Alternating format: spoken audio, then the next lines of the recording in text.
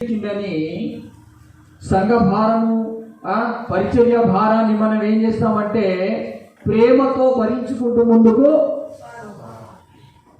ఎప్పుడు కొత్తలో మొదట్లో, అవునా కదా? తర్వాత ఒక మాట చెప్పగానే ఈసం పెట్టుకొని అంటే దీంట్లో మొదటి వారు కడపటి వారు అవుతారు, కడపటి వారు మొదటి వారు అవుతారు అన్నాడు. ఇక్కడ ముందు వచ్చిన వాళ్ళు వెనక పోయేటోళ్ళు ముందు పోవడానికి కారణం ఏంటంటే దేవుడి మీద ఉన్న ప్రేమను తీసేసుకోవడము. జాగ్రత్తగా దేవుని వాక్యం వినండి. మీరు మిస్ అయిపోతే మీరు ఈరోజు ప్రార్థనకు రానంటే, ఈ మాటలన్నీ నీ హృదయంలో తలపోసుకోకుంటే నువ్వు ఈరోజు చర్చికి రానట్టే. ఆల్రెడీగా ఆరాధన చేయలేకపోయారు, మిస్ అయిపోయారు చాలామంది. కనీసం వాక్యమైన మనసు పెట్టి వినండి. ఏమన్నాడు? నీవు సహనము కలిగి దేవుని ప్రేమను సంపాదించుకోవాలంటే, దేవుడు మనకు దూరంగా ఉండకుండా ఉండాలి అంటే మనలో ఏం రావాలంట? సహనము చాలా అవసరం. ఎందుకంటే ఒక్కొక్కడు ఒక విధంగా మాట్లాడి, ఒక్కొక్కరు ఒక విధంగా మనుషులను గాయపరిచి ఎన్నో విధాలుగా మనల్ని ఏడిపిస్తూ ఉంటాడు. మనం ఏం చేస్తామంటే ఎవరో ఏదో అన్నారని ముట్టకాయ సార్లాగా ఫుల్ బాటిల్ వేసుకొని తాగి పడుకుంటారు. అలా ఫుల్ బాటిల్ తాగడం వల్ల ఈయన నరకానికే పోతాడు కానీ పరలోక రాజ్యం పొరపాటున. ఎందుకంటే ఇతను దేవుని ప్రేమించే వ్యక్తి కాదు. దేవుని ప్రేమించే వ్యక్తి అయితే ఏం చేస్తాడంటే వాడు ఏదో అన్నాడని నేను పాపంలో పడితే నాకు దేవుడికి ఉన్న ప్రేమ పోతుంది. నాకు దేవుడు ముఖ్యమే కానీ వాళ్ళ మాటలు నాకు ముఖ్యము. దుష్టుడు వాళ్ళ ద్వారా శోధిస్తున్నాడు కావచ్చు, అబ్జర్వేషన్ చేసుకోవాలి మనం ఎప్పుడు కూడా. అందుకే అన్నాడు నువ్వు భారాన్ని భరించి. ఇప్పుడు సేవ చేస్తే కూడా మనకు ఒక భారమే బిడ్డలారా. దేవుని సన్నిధిలో మనం నీతిమంతులుగా బ్రతకాలన్నా లేని నిందలు. ఇప్పుడు షడ్రక్ మెషకు అబేద్నెగోల మీద ఒక భారం వేయబడ్డది. వీళ్ళయ్యా మంచి దేవుణ్ణి వీళ్ళని ఆజ్ఞ అతిక్రమించారు, వీళ్ళను ఏసారి లోపలంటే వాళ్ళకు మరణకరమైన భారం పడ్డది పైన. అయినా వారు నిందలకు నిందల పాలై నిత్య నిబంధన నీతో చేసిన నీ జీవితంలో ఎన్నో నిందలు అవమానాలు వస్తూ ఉంటాయి. దేవుని నువ్వు ప్రేమించే టైమే ఇలాంటి సాతాను కొన్ని సృష్టిస్తాడు. మనమేం చేయాలి మరి? అలాంటి ఉండాలి. మనమేం చేయాలి మరి? భారం భరించుకోవడం నేర్చుకోవాలి. లేని భారం, లేని నిందలు, లేని అవమానాలు. మనం ఏం చేయాలి మరి? సహనం కలిగి ఉండాలి. సహనాన్ని కోల్పోవద్దు. ప్రధానమంత్రులు లాంటి వాళ్ళు, సీఎం లాంటి వాళ్ళు ఏమైపోతున్నారు? సహనం కోల్పోతున్నారు. కానీ యేసుక్రీస్తు శిలువ ద్వారా మనకి ఏమి నేర్పించాడు? మనం కూడా కొన్నిసార్లు సహనాన్ని కోల్పోతాం. సహనం కోల్పోతే తర్వాత నీలో ప్రేమ ఏమైపోతుంది? చదవాలి ఇంకో వాక్యాన్ని. ఎలా చల్లారిపోతుందో చెప్తున్నాడు. చదవాలి. ఆయనను మొదట నీకుండిన ప్రేమను నీవు వదిలితివని నేను నీ మీద తప్పు ఒకటి మోపవలసి ఏమంటున్నాడు అంటే ఇది అలియలేదు, సహనం కలిగి ఉన్నావు, భారం మోసావు, కానీ ప్రేమను మాత్రం కోల్పోతున్నావు అన్నాడు. మరి ఇంత సహనం కలిగి ఇంత భారం భరించి దేవుని కోసం బతికినాక మరి దేవుని మీద ఉన్న ప్రేమ ఎలా పోద్ది? అది పోవచ్చు కదా అని డౌట్ మనకు వచ్చింది. అరే నువ్వురా, మనం కూడా ఆశ్చర్యపోతాం కొన్నిసార్లు. మనం ఎన్ని భరించుకుంటున్నాం కానీ మా ప్రేమ దేవుని మీద నుంచి ఎందుకు పోయింది? ఎలా పోయింది? ఇంత కష్టపడుతున్నాం, భారం భరిస్తున్నాం, సహించుకుంటున్నాం, ఓర్చుకుంటున్నాం, కానీ ప్రేమ ఎక్కడికి ఎలా పోయింది? ఆ అబ్జర్వేషన్ అనేది మనకు ఉండదు. దాని గురించి చెప్పమన్నాడు. ఆయనను నీకు మొదట్లో ఉన్న ప్రేమ ఇప్పుడు చదవాలి.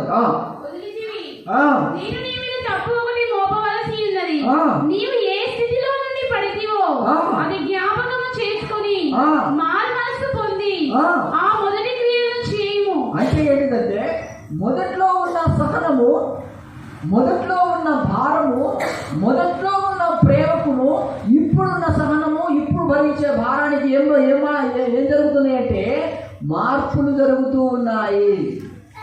ప్రభు ఎందుకు ఆ మాట చెప్పాడంటే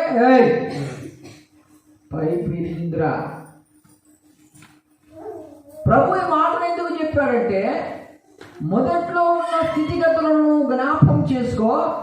దిక్కులేని పరిస్థితిలో, లోకంలో, పాపంలో, శాపంలో కొట్టుకుపోతున్న నిన్ను నా ప్రేమనిచ్చి నా కోసం బ్రతికి నా సాక్షికి నిలబడమని నిలబెడితే నువ్వేం చేస్తున్నావంటే నా మీద ఉన్న ప్రేమను కోల్పోతున్నావు. మొదట్లో ఉన్న క్రియలు ఇప్పుడు లేవు. అంటే ఇప్పుడున్న క్రియలు కొద్దిగా అయితే మొదట్లో ఉన్న క్రియలు ఇప్పుడు నీ కొద్ది క్రియలని కూడా నేను చెప్పలేదనుకో, నీకేమొచ్చింది నా మీద అనేది చూసావా? మొత్తం మా అమ్మ నాన్నమ్మ కూడా నా పరువు తీసి వాక్యంలో మరి ఇంత ఘోరంగా తీసిండు. ఇంకోసారి చర్చికి వస్తావా నువ్వు? ఎందుకంటే నాలో ఉన్న కొంత మంచిని చెప్పినా నాకు మంచి గుడు కావచ్చు అనుకుంటావా? అనుకో. అలా చెప్పడం కూడా కరెక్ట్ కాదు. కాబట్టి ఇప్పుడు ఎగ్జాంపుల్ ఆ టైటస్కి చెప్పాను నేను. వాడు పాట పాడుతున్నాడు, రోజు ఆరాధిస్తుంది, చాలా సంతోషం. ప్రార్థన తక్కువ ఉంది, అది కూడా చేసుకుంటున్నాడు. కానీ అతడు చేసిన పొరపాటు ఏదో చెప్పేశాను, మంచి ఏదో. ఇప్పుడు సహనము, భారము, ఓర్పు ఉన్నప్పటికీ క్రియలు తప్పిపోతున్నాడంట. అక్కడ ఏంటిదా క్రియలు అంటే, మొదట్లో ఉన్నటువంటి క్రియలు ఇప్పుడున్న క్రియలు డిఫరెన్స్గా మారిపోతుంది. అంటే మొదట్లో పుల్లదికే, లాస్ట్కి డల్లు. చాలామంది ప్రభుని ప్రేమిస్తూ ఆ ప్రేమని ఎలా కోల్పోతున్నారో తెలియదు. అందుకే ప్రభు దైవజనుడు కానీ ప్రభు కానీ పరిశుద్ధాత్మ దేవుడు కానీ మనకి ఏం చెప్తారంటే, నువ్వు ఆయన ప్రేమించడంలో విసుకకుండా ఆ ప్రేమ కలిగిన పరిచర్యలో ఆ భారము, ఆ సహనము, ఓర్పు కలిగి నువ్వు ఆ ప్రేమలో ప్రతిఫలించేటట్టుగా ముందుకు సాగిపో అంటాడు. మనం ఏం చేస్తామంటే మన ప్రేమ దేవునితో ఉన్న దాన్ని వదిలిపెట్టేసి మనుషులతో అంటగట్టబడతాం. అదేమన్నాడు? నా ఆయన మొదట్లో ఉన్న నీ ప్రేమను నీవు వదిలేసావు. ఇప్పుడు మొదట్లో ఉన్న భారం పోయింది, మొదట్లో ఉన్న సహనం పోయింది, మొదట్లో ఉన్న ఓర్పు పోయింది. మామూలుగా కొద్దిగా ఉండి మొదట్లో ఉన్న ప్రేమ కూడా ఏమైపోతుంది? రోజు రోజుకు ఎలా చల్లారిపోతుంది అంటే, సీక్రెట్గా మనల్ని మనం ప్రేమించుకోవడము, మన స్వార్థం అడ్డు రావడము, మన కుటుంబము, మన జీవితంలో కొంతమందితో ఉన్న అనుబంధమే దానికి ఏమొస్తా ఉంటుందంటే అడ్డుకుంటుంది.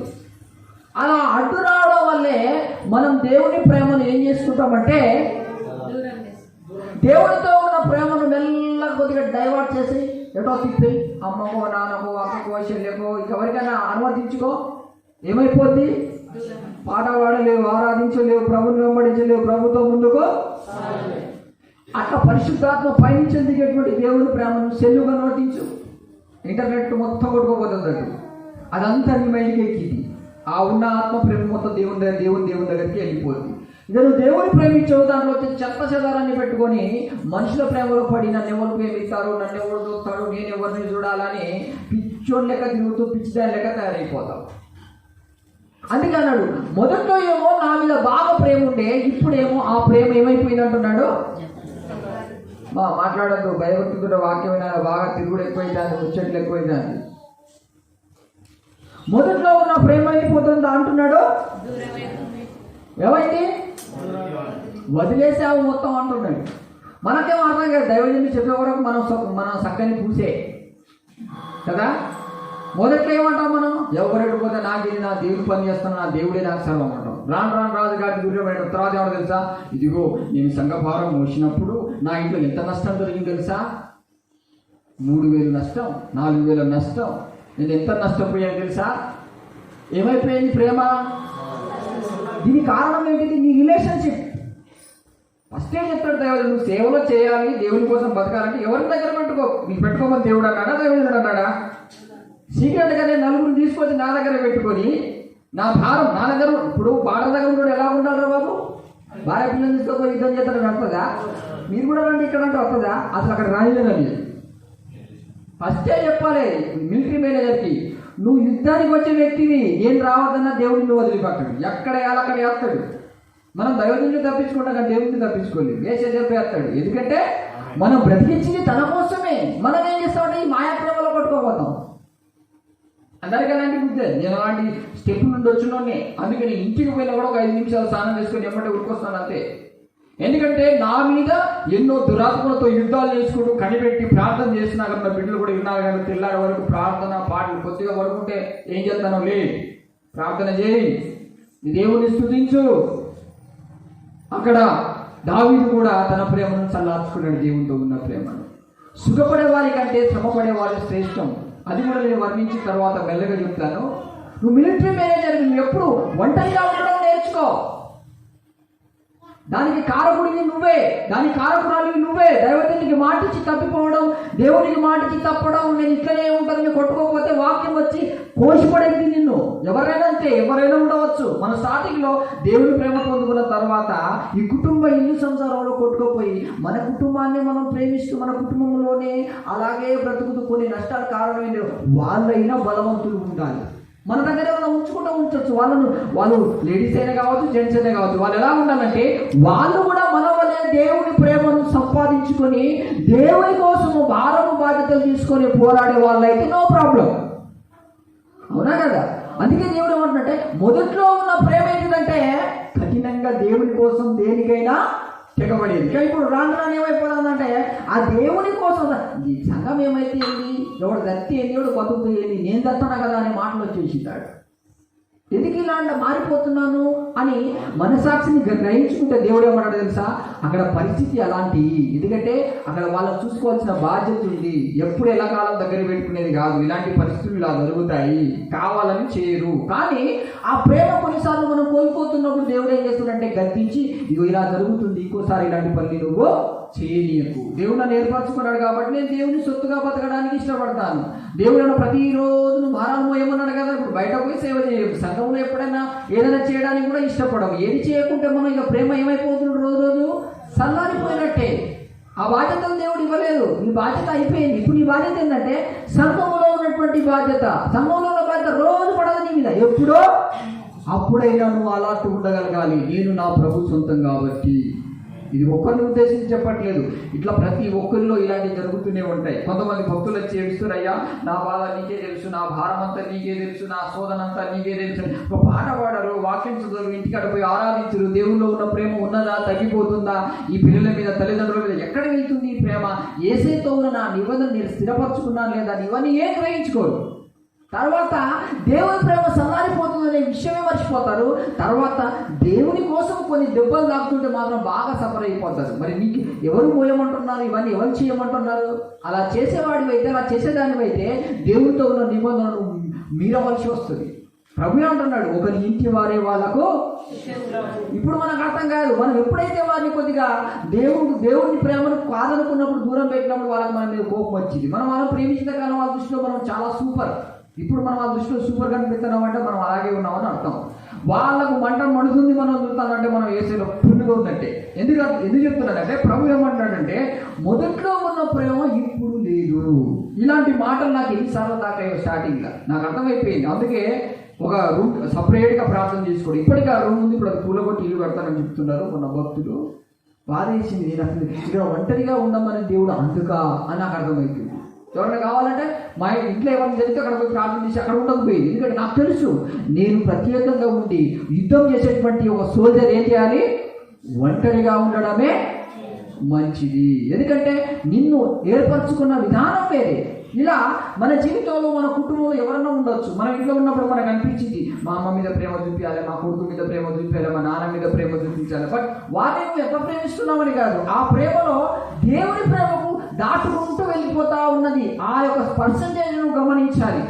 దేవుని విషయంలో నీకు బాధ కలుగుతుంది, కానీ గుర్తుపెట్టుకో, నీ లోక విషయంలో ఎంత మట్టికి బాధ అనిపించదు. ఎంత భారమైనా మోస్తావు.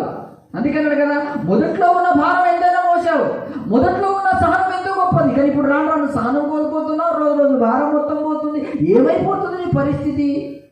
స్టార్టింగ్లో ఎంత కష్టపడుతున్నప్పటికీ మనం ఒక వేదన కలుగుతుంది. అబ్బో నా ప్రభువానికి దూరం అవుతున్నారు, వీళ్ళు ఏమంటే నాకేందన్నా, నా ఇంట్లో ఏమంటే నా బంధువులే, నాకు ఎవ్వరు లేరు, అందరి నుంచి బోధన పడితే నా ప్రభువే నా సర్వం. చూసారా ఆ భారం ఎలాంటిది? లోకమంతా ఒకటై నన్ను వెలివేసిన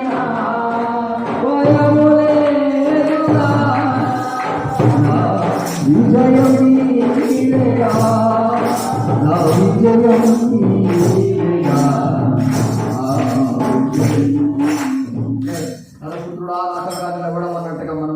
దృష్టిలో ఎలా నిలబడ్డామంటే అప్పుడు చక్కగా నిలబడిన ప్రభు ప్రేమకి నా జీవితం అని తహతహలాడి ఎన్ని భారాలైనా ఎన్ని నిందలైనా సంఘంలో వచ్చే అవమానాలైనా సంఘంలో తెలిసిన బాధ పెట్టినా కూడా అసలు అడగకుండా బాధపడకుండా ప్రభు వైపే చూస్తూ మనం దేవుని ప్రేమలో ఉన్న క్రియలను కాపాడుకుంటూ మనం బ్రతుకుతాం. తర్వాత ఏమైపోద్దంటే తెలియకుండానే సల్లారిపోవడం మనకు స్టార్ట్ అవుతూ ఉంటుంది. అప్పుడు మనం గ్రహించాలి ఇది ఎవరో బలహీనులేనని ఇట్లా దేవుని ప్రేమ నుండి దూరం చేస్తుందండి. ఆ బలహీనులు మనకు దూరం పెట్టుకుంటే మంచిది. హల్లెలూయా.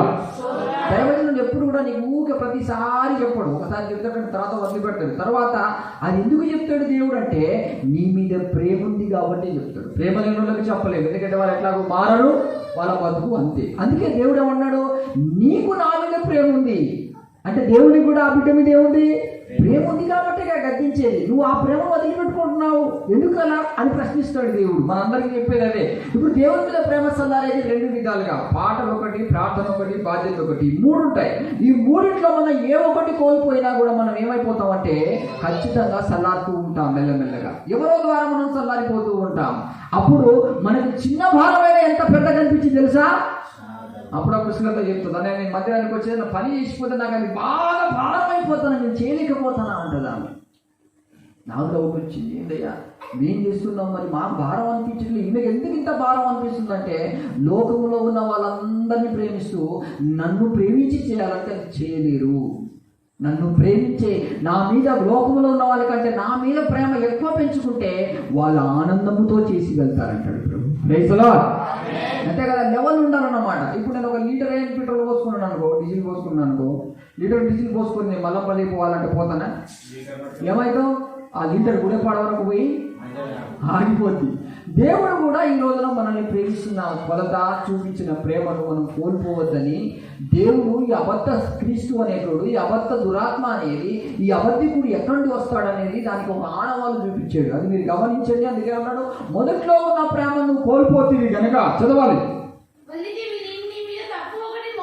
ఇది నేను చెప్తున్నది కాదు, దయచేసి అర్థం చేసుకోండి. ఇది నాకు సొంతంగా చెప్పాలనే ఉద్దేశం నాకు లేదు, కానీ ప్రభువే చెప్తున్నాడు. ఇది నీ మీద ఆయనకున్న ప్రేమను బట్టి నీ మీద ఏం చేస్తున్నాడు ప్రభు అంటే నేరం మోపుతున్నాడు.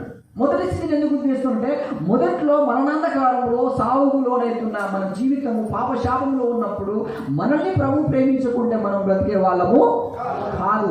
మనం ఈ రోజున ఇంత క్లారిటీగా ఉన్న లోకంలో నేర్చుకుంటున్న దానికి కారకుడు ఎవరు? అయితే మనం యేసయ్య ప్రేమను వదిలిపెట్టేసి ఏం చేస్తామంటే మెల్లమెల్లగా ఆ సందులో ఈ సందులో ఈ సొరిగలో ఆ సొరిగలో ఏం చేస్తా అంటామంటే మన పనికొక్కుంటూ చూసావా, పనికొక్కు, ఆ పనికొక్కులా దొరబడుతూ ఉంటాం.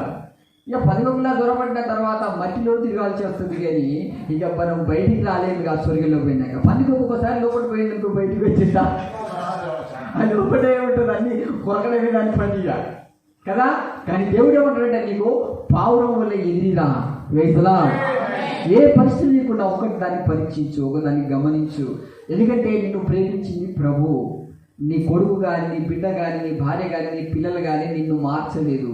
నీకు వారి ఏ ప్రేమను ఇవ్వలేదు. ఒకప్పుడు నిన్ను అసహించుకునే వాళ్ళు కూడా ఉంటారు మన జీవితంలో. నీ తల్లి, నీ తండ్రి, నీ అన్నదమ్ములే ఎన్ని విధాలుగానే ఉంటారు. నా జీవితంలో అందరూ ఎవరు కూడా నన్ను అసహించుకునే లేరు, అందరూ అసహించుకొని ఉన్నారు. కానీ నా ప్రభు మాత్రం నన్ను ప్రాణం కంటే ఎక్కువ ప్రేమించాడు. అది నాకు గుర్తుకుంది, అది నేను వదిలిపెట్టాను. ఎప్పుడు ఈ అబద్ధ క్రిస్టియన్ అయితే తెలుసా, మనము దుష్టుని నడకలు నడుస్తూ ఉంటాం, తెలియకుండానే తప్పిపోతాం. దైవజనుడు గద్దించినా మనం మార్చుకోలేము, ఎందుకంటే మనం వాళ్ళని ప్రేమించే ఈ సాటు ప్రేమలు అలాంటివి. కాబట్టి కఠినంగా ఉండాలి. కఠినం అంటే ఒకసారి వాక్యం పెట్టాను గ్రూప్లో, కఠినత్వం ఎందుకు అని.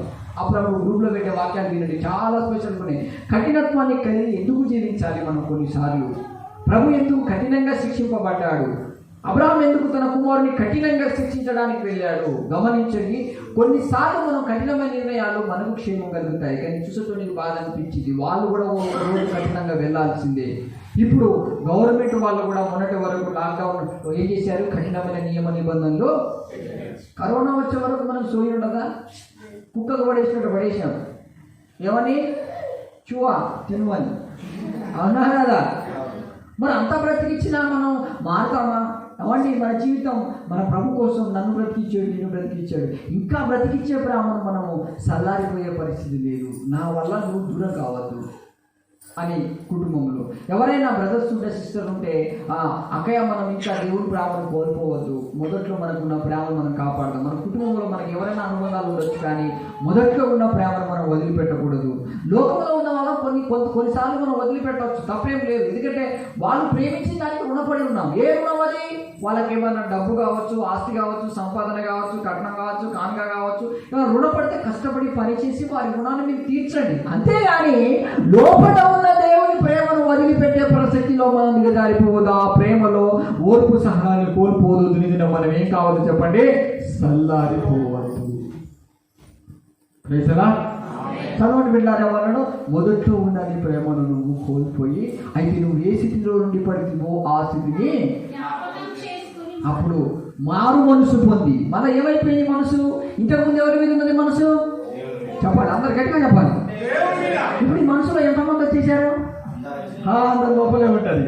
కొద్దిగా వాళ్ళు కనిపిస్తే ఆగమైపోతాం, కొద్దిగా కనిపించకపోతే ఆగమైపోతాం, కొద్దిగా మాట్లాడితే ఆగమైపోతాం. నేను ఇంటికి వెళ్తానా? కొన్నిసార్లు ఎవరైనా ప్రేమించి ఏదో ఒకటి పెట్టించో చెప్పాలి. నువ్వు నీ ప్రేమలో పడమన్నా వాళ్ళే దండం పెడతాను. అయ్యో కొద్దిగా పడరాలని వద్దు, నీకు దండం పెడతా. నువ్వు ఏంటి వద్దనే ప్రేమించుకుంటుండదు కాదు, ప్రేమితో ఏదో చెప్పేస్తావు. ఎందుకు ఈ కోసం నీతో ఉండడం కంటే హాయిగా ఉండడం బెస్ట్. మా ఇంట్లో మేము ప్రేమించుకోవో. రూల్స్ అండ్ రెగ్యులేషన్ ఖచ్చితంగా ఉంటుంది. ప్రేమాంచి ఇచ్చా 2 మిక్స్లు ఉంటాయి, కావాలంటే ఊరు లేపుతాము. ఎందుకంటే నేను ప్రభుతో నిబంధన చేయబడిన వ్యక్తి. నా ప్రభు ప్రేమను ఆస్వాదిస్తే నువ్వు నా దగ్గర ఆశతో చూడవలసిన అవసరం లేదు. ఆయన్ని నీ దగ్గరికి వచ్చి మాట్లాడి తన ప్రేమను నింపుతాడు. ఎందుకంటే ఈ కరోనా కాలంలో నేను నిన్ను కాపాడలేను, నన్ను కాపాడలేవు. ప్రభు నిన్ను కాపాడగలడు. ఆయన మీద డిపెండ్ కావడము, ఆయన మీద ఉన్న ప్రేమను వదిలిపెట్టుకుంటున్నాయేమో జాగ్రత్త చూడు. ఇప్పుడు అన్నదమ్ముల ప్రేమ కోసం ఎగబడతామండి. అయ్యో నా భర్తని ఎందుకు వదిలిపెట్టాలి, అయ్యో నా భార్యని ఎందుకు వదిలిపెట్టాలి, నా పిల్లల్ని ఎందుకు వదిలా అంటావు. మరి దేవుడిని ఎందుకు వదిలిపెట్టాలని ఎప్పుడు ఆలోచించావా? దేవుడి ప్రేమను ఎందుకు వదిలిపెట్టుకోవాలి? దేవుడి ప్రేమ నాకు ఎందుకు దూరం అవుతుంది? అసలు దేవుడి ప్రేమకు నేను దూరం కావాల్సిన అవసరమే వచ్చిందని అనుకున్నావా? ఈ ఆలోచన రావు మనకు. నడుస్తుంది అంతే.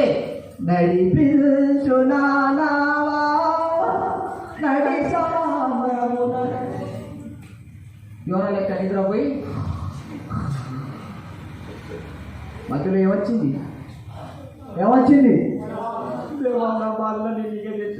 ఎవరు నిద్రపోమని? నువ్వు నిద్రపోవడం వల్ల తుఫాను వచ్చింది. నిద్రపోవడం కాదు, నువ్వు ఇక్కడి నుంచి ఇంటికి వెళ్ళినా కూడా నీ ఆత్మీయ జీవితం దేవునితో ఉన్న ప్రేమను కోల్పోవద్దు. సహవాసానికి వస్తున్నప్పుడు వస్తావు, రానప్పుడు యూట్యూబ్లో పెట్టేటువంటి గ్రూప్లో పెట్టే వాక్యాన్ని విని ఆ వాక్యాలు రాసి పెట్టుకొని ఈరోజు దైవజనం ద్వారా నాకు మాట్లాడిండు, నేను ఇలా ఉండాలి, ఇలా ఉండాలి. నీ నిబంధన దేవునితో ఉన్న ఆ ప్రేమను నువ్వు ఎప్పుడు డిస్కనెక్ట్ చేయకూడదు. మనం అనుకుంటాం ఎందుకులే ఈ భారం. మొదట్లో అనిపించిందా? కొత్తలో ఎంత భారమైనా అది ఎంతో దూరమైనా బాధ్యత వేస్ట్ అన్నా. ఎంత మనం భరించలేము, అది మన వల్ల కాని పని అంతా వేస్ట్. కానీ పోయి పని కూడా పుల్ల పెట్టి కూర్చుంటాం, అంత మహిమలో ఉంటాం మనం. అది కాదు. ఏమన్నాడు? చావను ఇన్న వాటిని మిగిలిన వాటిని నీవు బలపరచని 3వ అధ్యాయంలో. ఇప్పుడు మనం బలపరిచే మాటలే రావాలి, కానీ సల్లార్చే మాటలు, దూరం చేసే మాటలు మన నోట నీ చాక కాకుండా నువ్వు రావు. 10 మంది నుంచి దూరిపో. ఎందుకంటే నువ్వు పడిపోయినా లేపగల సమర్థం దేవునికి ఉంది. మరి నువ్వు లేచినప్పుడు వాళ్ళు బాధపడతారు. అన్న నువ్వు మరి లేచావు, ప్రభు నేను నిలబెట్టాడు కదా, ఆరోగ్యం నన్ను సల్లార్లేవు అని రేపు నిన్ను అడిగితే నువ్వేం చేస్తావు? సుంక్రియలకు ముఖం వేసుకుంటావు. కాబట్టి ఒక వ్యక్తిని, ఒక ఆత్మీయ బిడ్డను నిలబెట్టేది ప్రభువే. కాబట్టి మన నోట బలపరిచే మాటలు రావాలి, బలహీనపడే మాటలు మనకు రావద్దు. దేవుడు అంటే గాడిని కూడా వాడుకోగలడు. ఆయన సర్వశక్తి గలవాడు. ఏది చేయాలన్నా ఆయనే చేస్తాడు.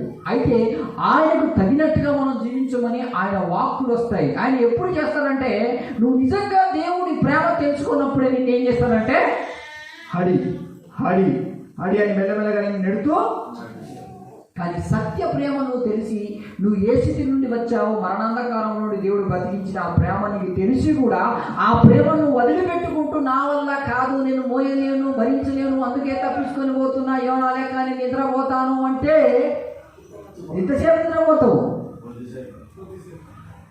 తర్వాత శోధనలు వచ్చింది.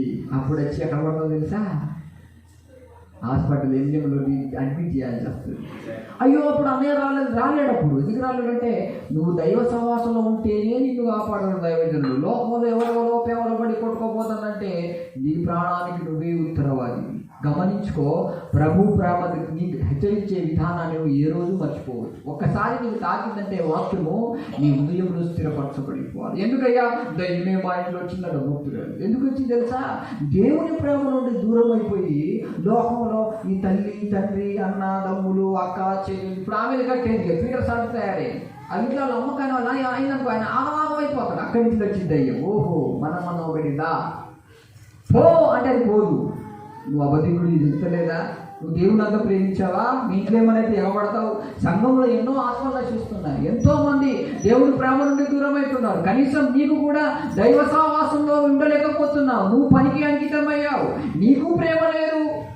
బుద్ధి లేని కన్యకలు ఉన్నారు, బుద్ధిగల కన్యకలు ఉన్నారు. బుద్ధిగల కన్యకలు ఏం చేస్తున్నారు? 25వ అధ్యాయంలో వెళ్తాం. ఇప్పుడు చదవండి. అక్కడ ఏమన్నాడు వాళ్ళు కనిపెట్టి వారి దీపాలను దేవుని ప్రేమ చేత వెలిగించుకుంటూ చకచక వెలుస్తూ ఉంది. ఎందుకంటే దేవుని ప్రేమలో వాళ్ళు వర్తిస్తున్నారు. బుద్ధి లేని వాళ్ళు ఏం చేశారు? తిని తాగి ఇలా టీవీ సినిమాలు పెట్టుకొని బూతులు తిట్టుకొని తెగబడి వాళ్ళ దీపాలు ఆడతాయా ఆరవా?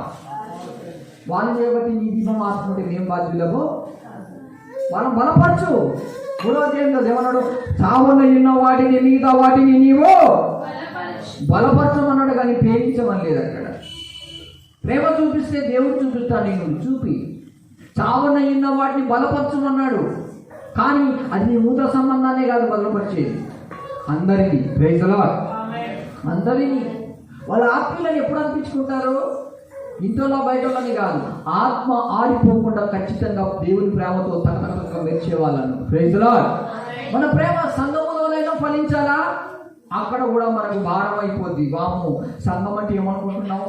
దేవుడు సేవ అంటే దేవుడు ఏం భారం ఏమనుకుంటున్నావు అంటావు. సంఘం ఉంటే సంఘం భారం ఏమనుకుంటావు. ఇక మరి అన్ని భారాలే పెరిగిపోతా ఉంటాయి మనకి. చదవండి వాక్యం ఏమన్నాడు అక్కడ?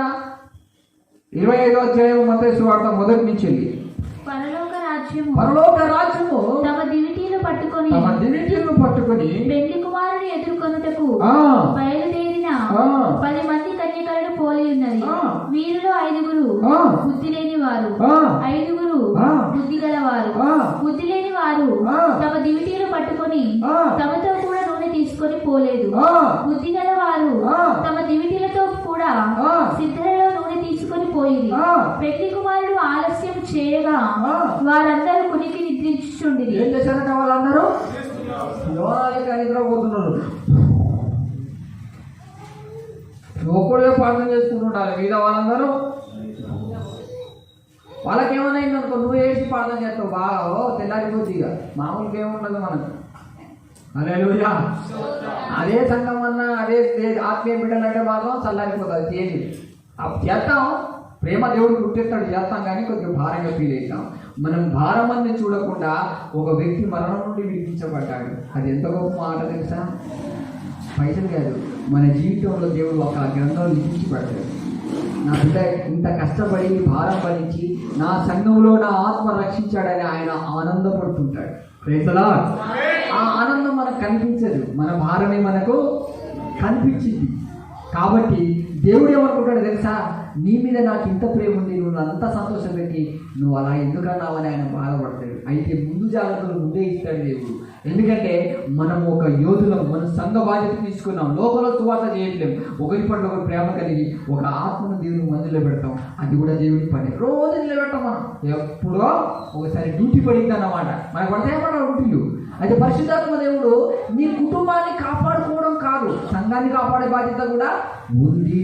అది జరిగిన వాళ్ళు ఎదగ వాళ్ళు ఏం చేయాలి? కనీసం ఇంట్లో వాళ్ళనైనా కాపాడగలగాలి. అయితే ఈ ఇంటి వాళ్ళని కాపాడే ప్రాసెస్ ఎలా ఉంటుందంటే, ఇంట్లో అందరూ ఏకత్వం కలిగి వారి యొక్క దీపాన్ని వెలిగించేటట్టు ఉండాలి. ఒకడు నిద్రపోయి ఒకడే ప్రార్థన చేసాడు అనుకో, నిద్రపోలేనటువంటి దీపము ఆరిపోయింది. ఆరి వెలుగుతున్నది, ఆరిపోయింది. ఏమైతే తెలుసదు? ఏమన్నాడు అక్కడ? అర్ధరాత్రి వేళ ఇదిగో పెళ్లి కుమారుడు రానే వచ్చిండు, అతన్ని ఎదుర్కొని రండి అని కేక వినబడిను. అప్పుడు ఆ కన్యకలందరూ లేచి తమ దివిటీలను చక్కపరిచిరి గాని బుద్ధి లేని ఆ కన్యకలు మా దివిటీలు ఆరిపోవచ్చున్నవి గనుక. పాట పాడుతుంటే పాటలో తెలుగు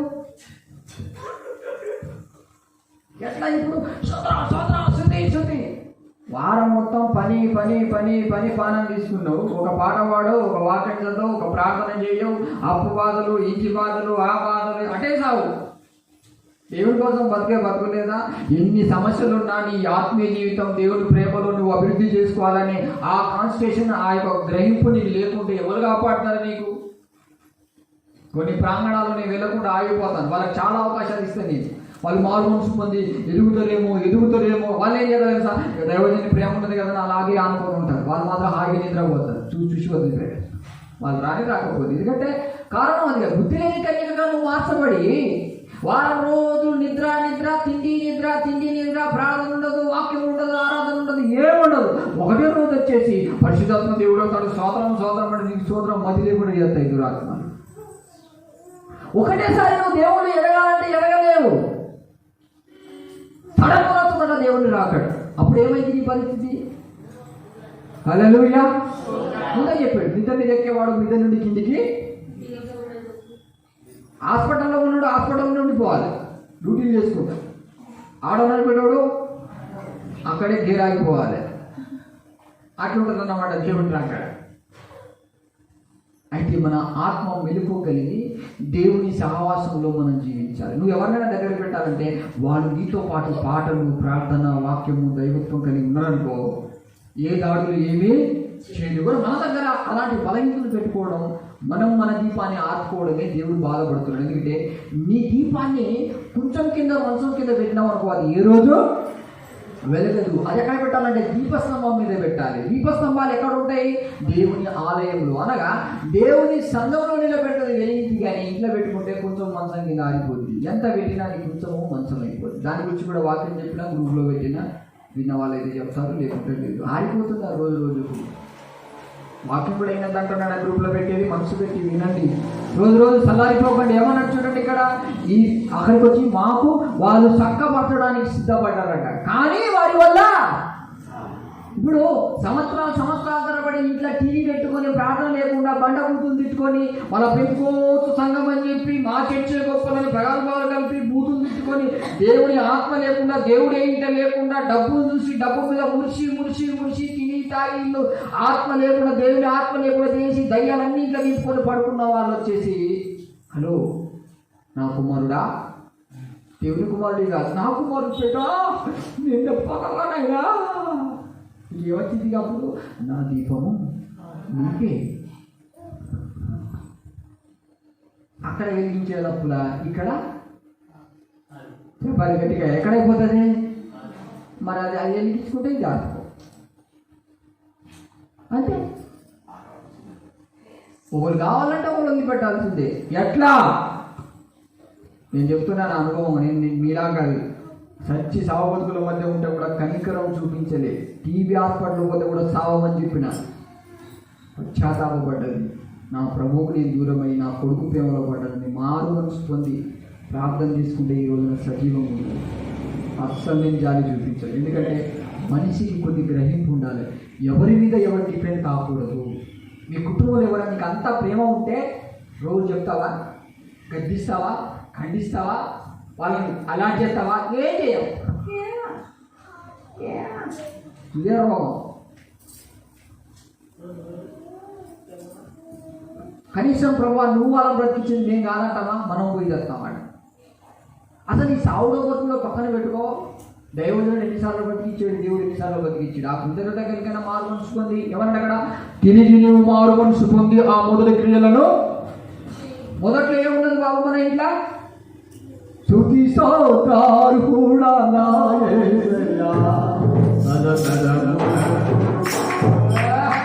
ప్రార్థన చేసిన ఒకసారి ఇతర వాళ్ళ ఏం ప్రార్థన చేస్తాను ప్రజలు స్తోత్రం. ఇప్పుడు ఏమొచ్చింది తెలుసా? ఇంట్లో పెద్ద దయ్యం. ఇప్పుడు నేను చెప్పినా అనుకో, అందుకరా నేను నామసన చెప్పి పోతాను. ఇంతవారా సత్యం మన తాత ముత్తాలు కట్టిన సమాధులు ఉండేవి. వాళ్ళు కాపకాడ కూటం పెట్టుకొని ఒకరు సమాధులు చేసుకొని కూకోవాలి. కానీ ఆ సంఘానికి ఎందుకు ఎవరు అంటాడు? పేరుకు క్రైస్తవులు కానీ చల్లారిపోతున్నాం. టీవీ పెద్ద విగ్రహం ఇంట్లో అది తీసుకోవాలి. దాంట్లో వెళ్తే లోకాన్ని చూసుకుంటూ ఆనందించే కాలం కాదు. తెగుళ్ళు, సమస్యలు, శోధనలు వస్తున్నాయి. దేవుని నువ్వు ప్రేమించి బ్రతికిస్తే దేవుని మీద ఉన్న ప్రేమ నీకు ఏమైపోతుంది రోజు రోజు కంటే చల్లారిపోతుంది. ఇంకో భక్తులు ఇవాళ ప్రార్థనకు రాలి, వాళ్ళ ఇంట్లో కూడా టీవీ, మాకేమో ప్రార్థన చేయి అంటారు. వాళ్ళు టీవీ పెట్టుకొని చూసుకుంటా ఉంటారు. ఎవరి వీళ్ళు? బుద్ధి లేని కన్యకలు. బుద్ధి చెడిపోయింది, బుద్ధి మైండ్ అన్ని ఖరాబ్ అయిపోయింది. పాట ఏంటిది?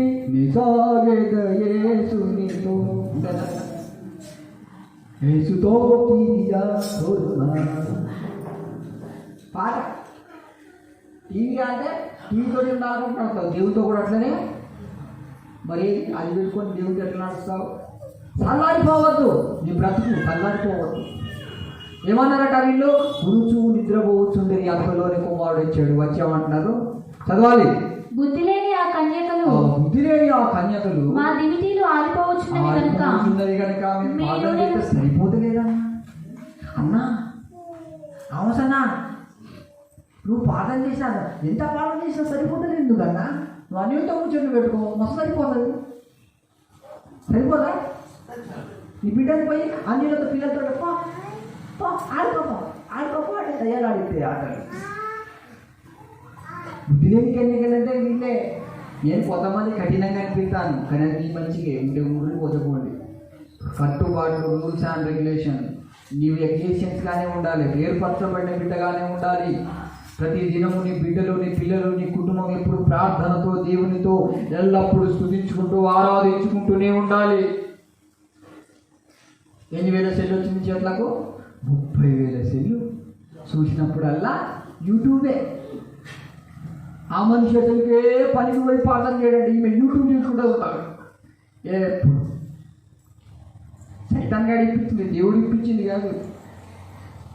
ఇన్ని బాధల్లో ఉండి అది ఎందుకు తీసుకొచ్చిన సైతాన్ అంటే ఈమె ప్రార్థన చేసింది, ఆత్మ కుటుంబం ఫలించింది కదా, ఇది పెడతాడు ఇక తీసుకొచ్చి చేస్తాడు.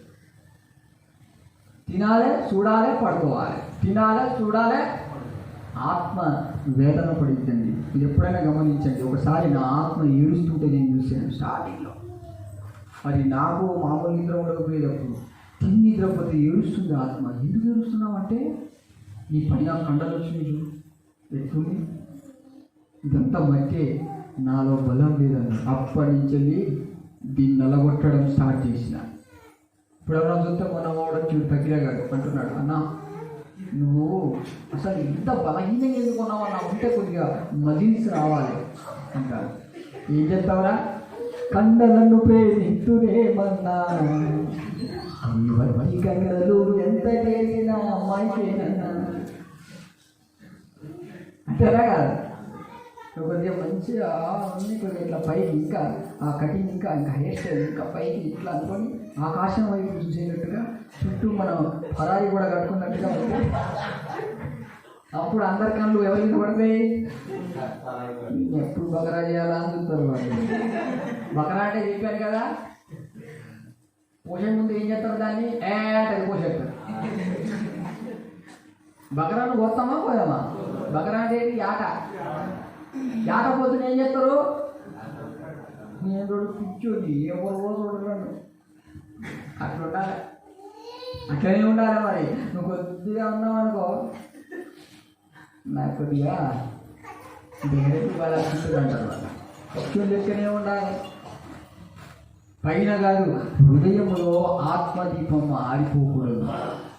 3 పూటలు అన్నం పెడుతున్నావు నీ శరీరానికి, 3 పూటల ఆరాధన, వాక్యము, పాటలు నీ ఆత్మకు అందుతున్నాయా? ప్రశ్న. ఒకవేళ ప్రభు పరలోక రాజ్యం నుండి వస్తే నీ ఆత్మ పావురం వలె ఇలా ఎగిరిపోగలదా? నేను చేరా నీ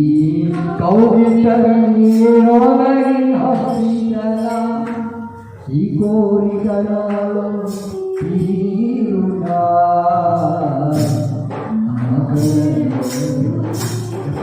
అప్పుడే నేను ఎగిరిపోతాను ప్రభు అన్నట్టు ఉండాలి నువ్వు.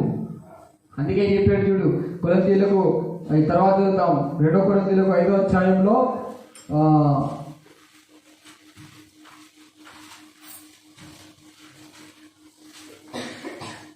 7వ వచనం.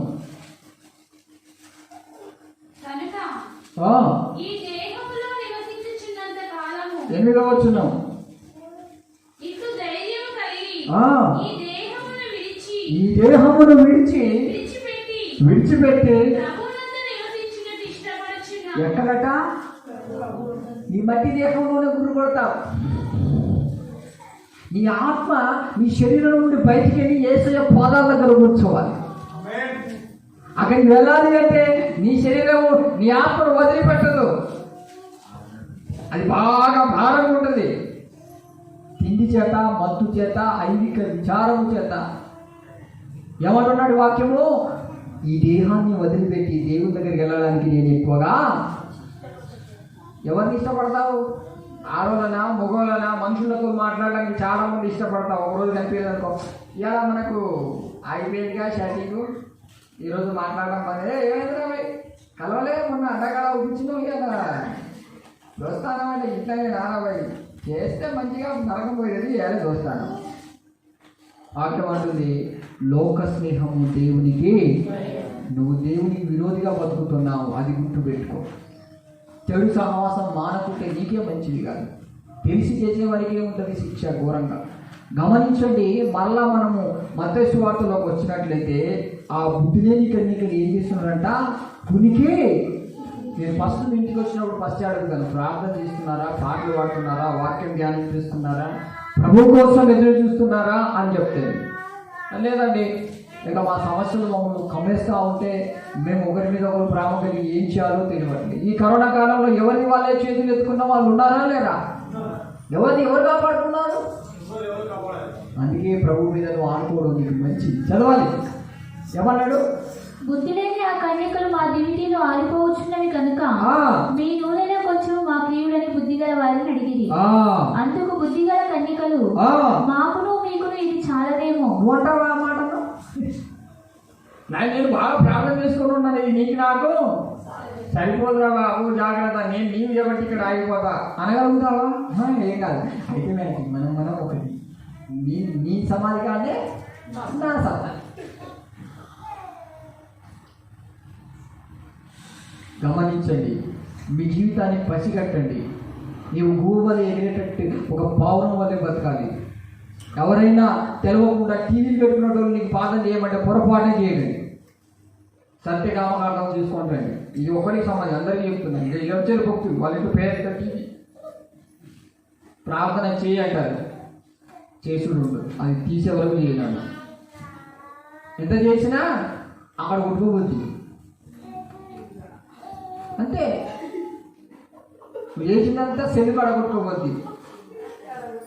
సెల్లుతోటి ఏమైనా దేవుని ఉంటే విను, లేకుంటే పక్కన పెట్టి దేవుని సహవాసంలో ఉండు. కానీ ఊకే అదే పట్టుకొని అదైపోతే ముచ్చట్లు దా కూర్చో. మా ఇంటికి మీకు ఆహ్వానం ఏమైంది? వీళ్ళ గొడవలు, వాళ్ళ గొడవలు, వీళ్ళ సమస్య, ఇవన్నీ నీకు అవసరమా? ప్రభు నేను ఏర్పరచుకునే విధానం వేరే. వాక్యం ఏమంటారు చూడు, వాళ్ళు ఏమంటున్నారు? ఇది మీకు ఇచ్చిన మీకు మాకు అదేంటిది? ప్రార్థన కానీ, స్తుతి కానీ, వాక్యం కానీ, పాటలు కానీ ఎవరికి వాళ్ళకే సరిపోతుంది. వాళ్ళేమో లోకంలో మాయకాళ్ళు కనుకుంటా కష్టపడి ఇప్పుడు నీ ఆత్మలో ఉన్న పవర్ని వారికి ఇవ్వమంటే నీ ప్రార్థన వాళ్ళకి ఏంటి? ఎందుకు ఇస్తావు? హల్లెలూయా. అవసరం లేదు, ఇచ్చు లేదు. ఇవ్వడం వల్ల ఏమైపోతుంది? నువ్వు అది ఎవరైనా కావచ్చు, ఎవరికి ఇవ్వాలి తెలుసా? నేను ఇంకా ప్రభు కోసం ఎదుగుతాను. రోజు నువ్వు పాఠం చేస్తే నిద్రపోతానంటే ఇచ్చు లేదు. ఎవరైనా కావచ్చు, వాళ్ళ ఆత్మీయులు కావచ్చు, సంఘంలో ఉండవచ్చు, ఇంటోళ్ళు కావచ్చు, బయటోళ్ళు కావచ్చు, ఎవరైనా కావచ్చు. ఒకటే రూల్స్, దేవుడు నీకు ఇచ్చిన దీపాన్ని దేవుడు బయలుపరిస్తే మాత్రము మనం ఖచ్చితంగా ఆ పని మనం చేయగలగాలి. వాళ్ళు ఏం చేస్తారు తెలుసా?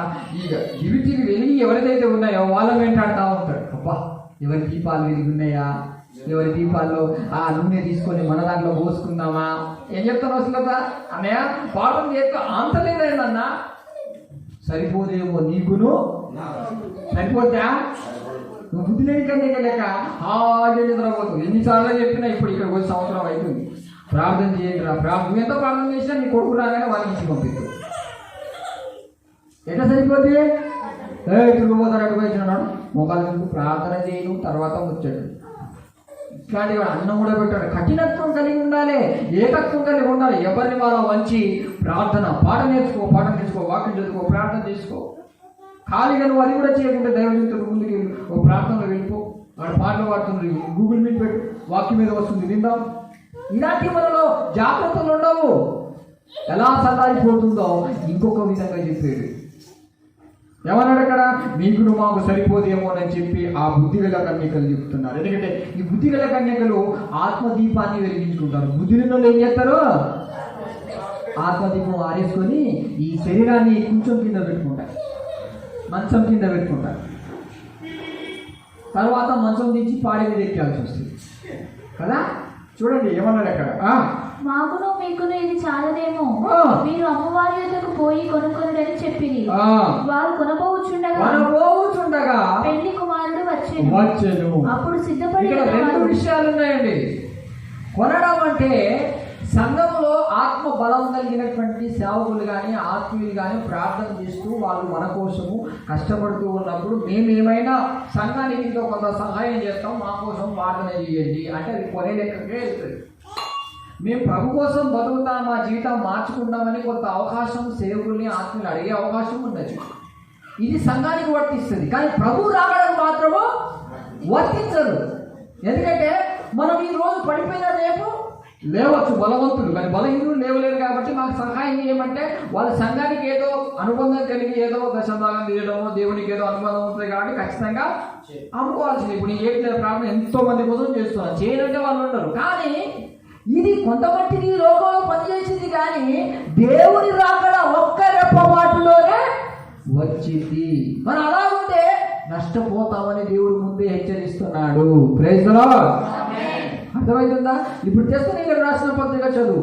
అమ్మవారి దగ్గరికి వెళ్ళి మీరు కొనుక్కోండి. ఎవరైతే వారి యొక్క ఆత్మీయ జీవితాన్ని బలపరుచుకొని మీకు ఎంతో కొంత సహాయం చేసి దేవుని కోసం కష్టపడుతున్నారో వాళ్ళ దగ్గర అడగండి. అడిగే లోపల ఏమైపోయారు?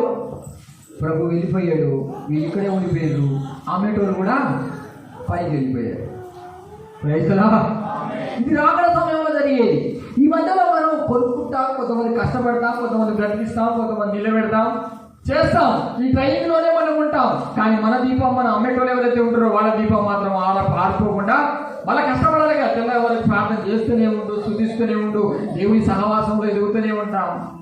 అయితే మన ప్రార్థన లేకుండానే మన ఆత్మ దీపాలు ఏమైపోతుంది? ఆరిపోతుంది. వాక్యం లేక, పాటలు లేక, ప్రార్థన లేక, సహవాసం లేక రోజుకు మన హృదయం ఏమైపోతుందంటే బండబారిపోతుంది. ఎందుకు దేవుని వెంబడించిన భక్తుడాన్ని ఎందుకు చెప్తా తెలుసా? నువ్వు ప్రభుని వెంబడిస్తే ఒక మాట వింటావు, దేవుని వాక్యాన్ని వింటావు, దేవుని ప్రార్థన వింటావు, దేవుని టచ్ అవుతా అంటే నీ ఆత్మ పెరిగింది.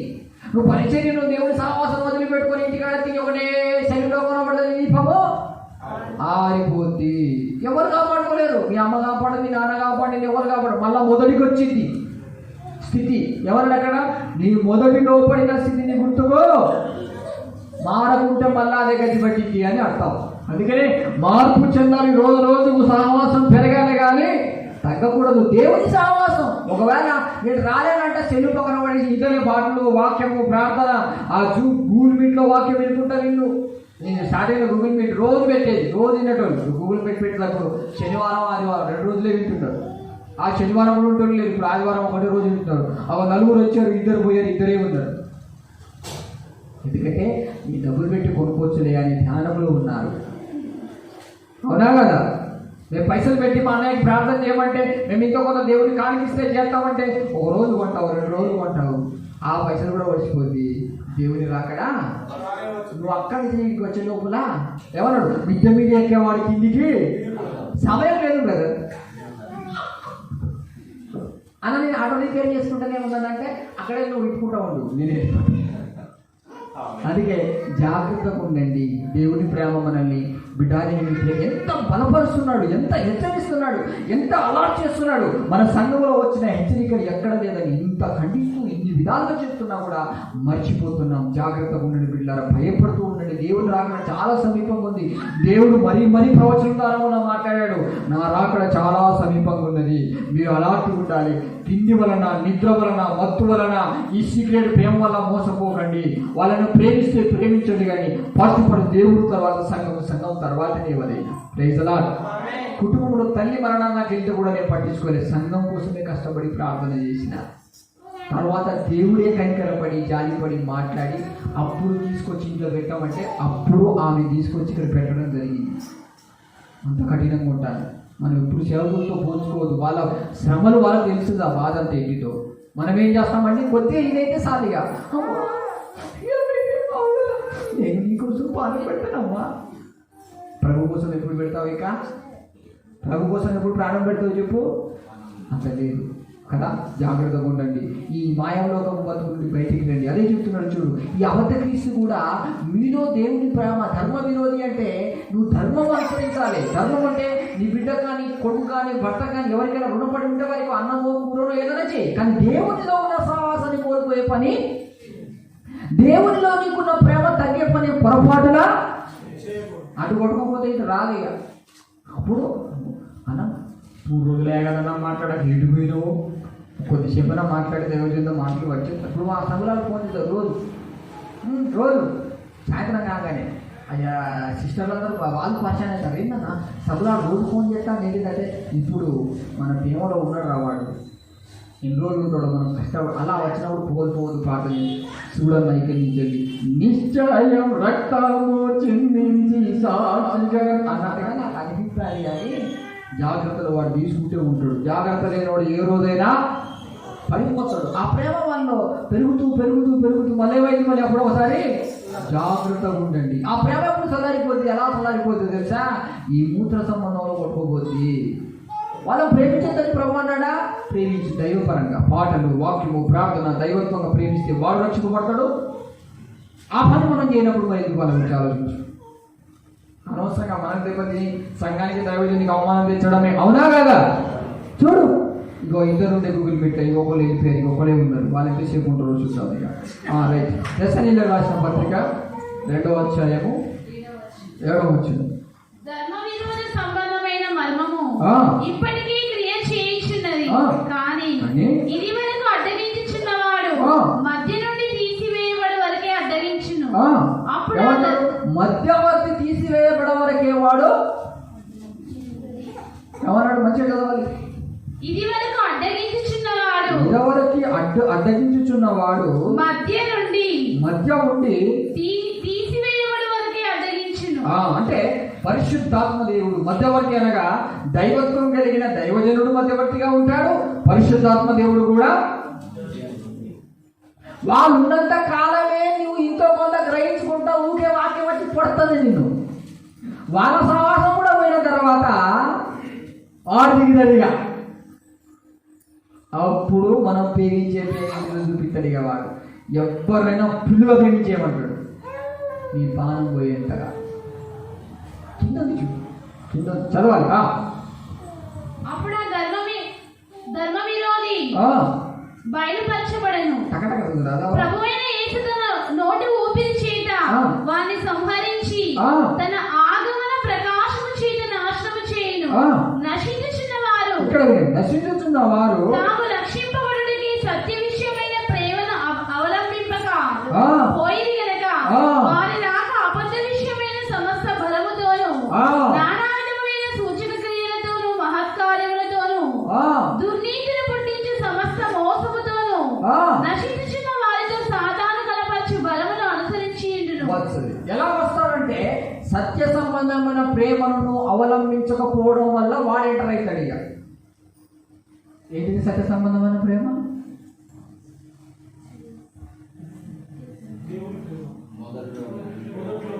సత్య సంబంధమైన ప్రేమ ఏంటిది? అవలా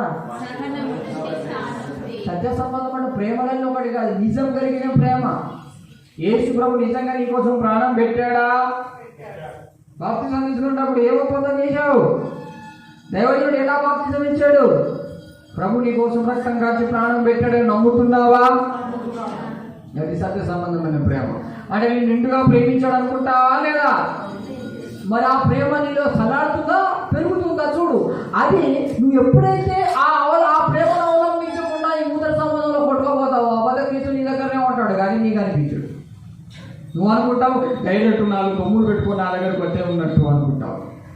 పేదల దగ్గరికి వచ్చి నేను ఉన్నాను రా భయనరా, వాడి పక్కనే ఉన్నాడు, వాడిని కనిపిస్తలేడు కానీ యేసయ్య కనిపిస్తున్నాడు. ఎందుకంటే వాడు అడ్డగిస్తున్నాడు వచ్చి.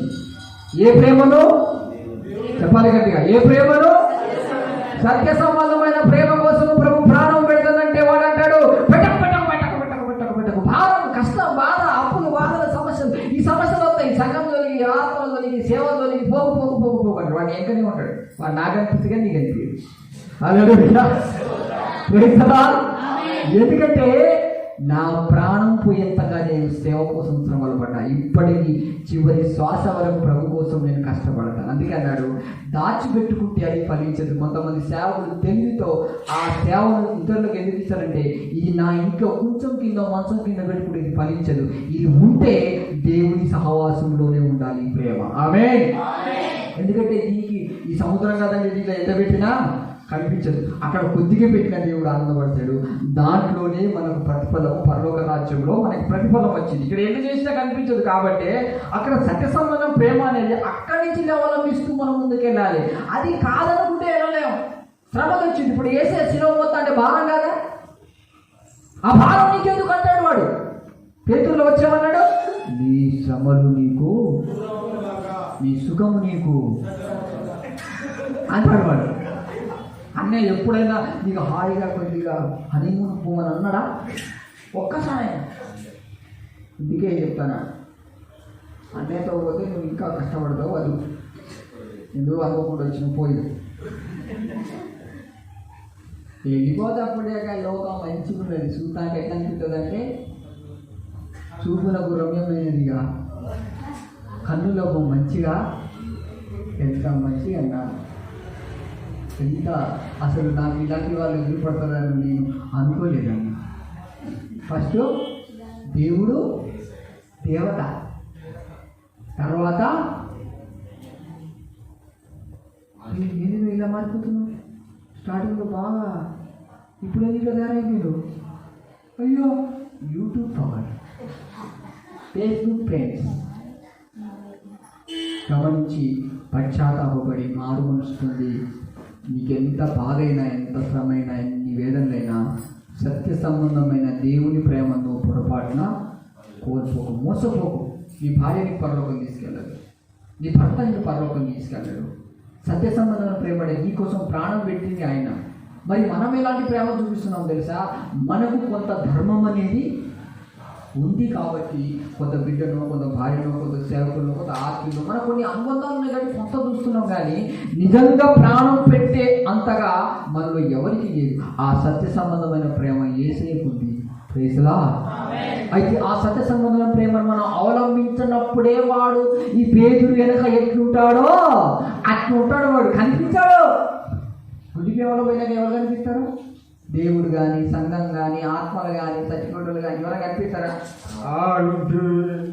పోదు నాకేంత ఏమైనా చేసిందా ఈయనే ఉంటే అవునా కదా? అప్పుడు అనుకోవాలి నాయనకు చేసాడు, నేను భారం చేసి ప్రభు ఇన్ని భారాలు మూసాడు, నేను ఏమన్నా రోజు మొత్తాను అవా రోజు మొత్తం ఎప్పుడో ఒకసారి ఏడతావు కెనాలు కొట్టుకోపోయినట్టు కదా. అది కూడా చేయలేమంటే అప్పుడు వాడు ప్రత్యక్షమవుతాడు. కాబట్టి ప్రభువా నేను నడవలసిన మార్గం నాకు నేర్పించి, నేను మోయవలసిన భారం నాకు అది భారం కనిపించద్దు. Praise lord. అది నువ్వు నన్ను ప్రేమించిన ఆ విధానాన్ని చూస్తే అది నాకు భారంగా అనిపించదు. కానీ నేనైతే నీ ప్రేమనందు ఆ సత్య సంబంధమైన ప్రేమ కోసం ఇది చేస్తున్నానంటే సంఘంలోనికి ఏది భారం ఉండదు. ఆయన చూడకుండా మనకు మనమే చూసుకొని మన లెంతు, మన పొడుగు, మన వెడల్పు, మన బాధ్యతను మన గురించి మనం ఆలోచిస్తే ఇది మనం చేయలేమేమో అనిపిస్తుంది. అందుకే ప్రభు అన్నాడు మత్తయి సువార్తలో 11:29 ఏమన్నాడు? నేను సాత్వికుడు, దీన మనసు గలవాడు, కాడిని ఎలా మోయాలో నా దగ్గర ట్రైనింగ్ తీసుకోండి అన్నాడు. Praise the Lord. ఇప్పుడు పేతురేమో శ్రమలకు భయపడుతున్నాడు. టక్ టక్ టక్ టక్ టక్ టక్ టక్ టక్ అన్నాడు, తక్కిరు కదా. కానీ యేసు ప్రభు దీని వలన దేవుడు మహిమ పొందేది ఉన్నది. హల్లెలూయా. ఏం చేశాడు? అలయకుండా భారము భరించి సహనము కలిగి సిలువ మోస్తూ ముందుకెళ్ళాడు. అప్పుడు భారమే, అప్పుడు మనం బతికినే శోధి వస్తాయి. చూసావా, నువ్వు దేవుడి కోసం చేస్తే ఏమొచ్చింది నీకంటది. ఆ యోగు భార్య పని ఏమున్నది చూసావా? నీ పిల్లలే నీకు దూరం అయిపోతుంటే దోషిదా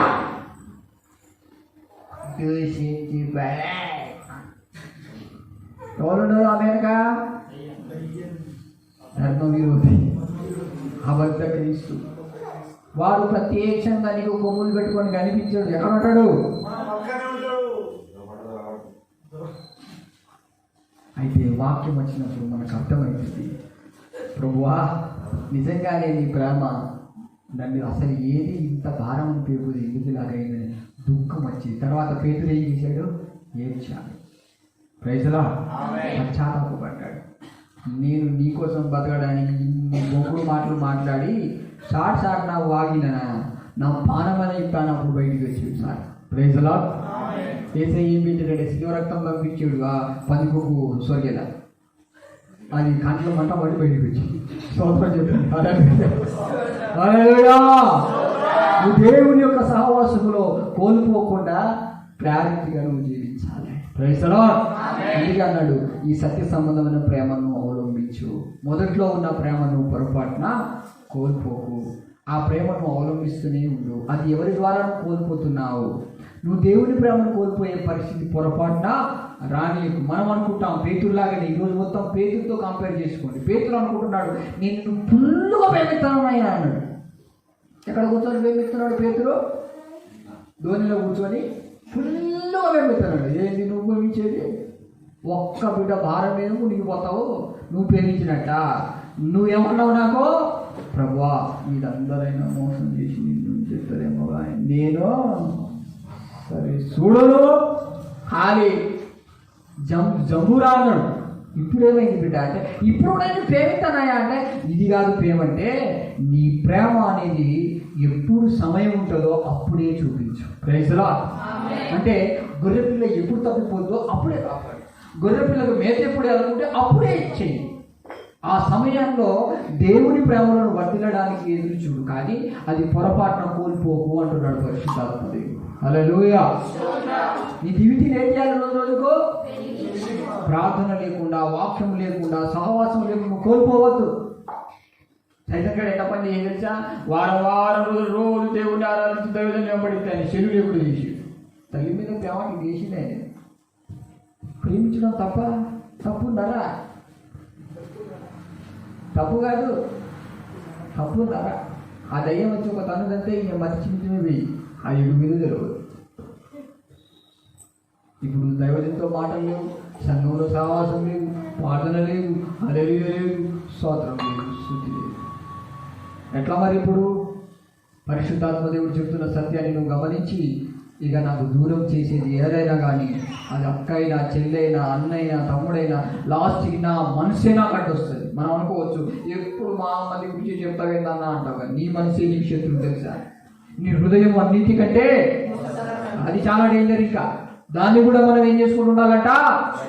చెక్ చేసుకుంటూ ఉండాలి. నా హృదయంలో సెల్ వచ్చిందా, పిల్లొచ్చిందా, బకరా వచ్చిందా చూడాలి. హృదయాన్ని కూడా కలేజా ముక్కలు వచ్చినాయా కూడా అదొస్తే ఏమైతుంది? ఇక మనోడు వస్తాడు, ఈ నిద్రపోతుంది కదా. తల్లిదండ్రులు అందరూ వాళ్ళ అన్న ఎవ్వరేంది చూస్తాడు, ఇక్కడే సరిపోయి పెద్ద మటాన్ని తెచ్చుకోతాడు. నైట్ నిద్రపోయి తెల్లారు లేస్తాడు. వాడు మధ్యాహ్నం నిద్రపోతాడు, రేపు తెల్లారికి నిద్రపోతాడు. ఏమైందిరా అంటే ఒడ్డు కూడా తిండి వస్తుందని నిద్ర. ఆ మహిమ నీకే తెలుసు, నాకే తెలుసు. నీకు నవ్వస్తానే నాకు బాధ అనిపిస్తాయి. ఎందుకంటే నీ ఆత్మదీపాన్ని నువ్వు ఆర్పకుండా కాపాడుకో. Praise the Lord. మన ఆత్మ దేవుణ్ణి ఎదుర్కోవాలని ఆశపడుతుంది కదా. మన శరీరము ఎప్పుడు తిండి చేత, మత్తు చేత, ఐదిక విచారం చేత కొట్టుకోపోతే నువ్వు తిండికి బానిస కావు. పోయిట కూడా పిలిచి మనకి ఏం చేస్తా తెలుసా, ఈరోజు మొత్తం బిర్యానీ చికెన్ అంటారు. నా కూడా ఎప్పుడప్పుడు తినో తినో తినో తినో అంటారు. ఏమంటుంది వాక్యము? నువ్వు తిండిపోతు వైద్యవా? చెప్పాలి గట్టిగా, కొద్దిగా నాకు వినబడాలి. ఈ గొంతుకు ఆ రుచి. ఇట్లా చేద్దామా, అట్లా చేద్దామా, అట్లా చేద్దామా, ఇట్లా చేద్దామా, అట్లా చేద్దామా, ఇంకా ఇంకా ఇంకా. వాక్యం ఏమంటుంది తెలుసా? ఒకవేళ నిజంగా నీకు తినాలని ఆశ నీకుంటే 14 తీసుకొని చదువుకో. తింటే అరిగే వరకు స్తుతించు. నేను పుల్లాడతా నీకు 100. తింటే నా లెక్క అరిగే వరకు, తెల్లారే వరకు ప్రార్థన చేయి. నేనే నీకు పిలిచి బిర్యానీ పెడతా. ఆ పని చేయగలుగుతారా? చేస్తుండే సిద్ధపడండి, తప్పేం లేదు. కానీ తిన్న తర్వాత నువ్వు ఎంత కొట్టగా వచ్చినా ఎంత కంట్రోల్ చేస్తారా అయితే లేదన్నా. అందుకే కత్తి పెట్టుకో. గొంతు నువ్వు మంచి మంచి అడుగుతున్నావు, కోసుకోపోతే జాగ్రత్త నన్ను, దానికి భయం వచ్చింది. హల్లెలూయా. మనం దేవుని రాకడ కోసము ఎదురు చూసి ఆ రాకడలో ఎత్తపడ్డానికి ఎంత జాగ్రత్తలు తీసుకోవాలో. మీకు ఇప్పుడు టైంపాస్ అనిపించింది, టైం ఏం చేస్తున్నారు మీరు? ఫ్యూచర్లో పరలోక రాజ్యంలో పోయినప్పుడు తెలిసింది నా బాధ ఏంటిదని. ఇప్పుడు మీకు అర్థం కాదు. గ్రహించి మారు మనసు పొందండి. సత్య సంబంధ ప్రేమను అవలంబిస్తూ మొదట్లో ఉన్న ఆ ప్రేమను కొద్దిగా అభివృద్ధి చేసుకో. నీ పిక్కులు నీ సొంత చేయకు.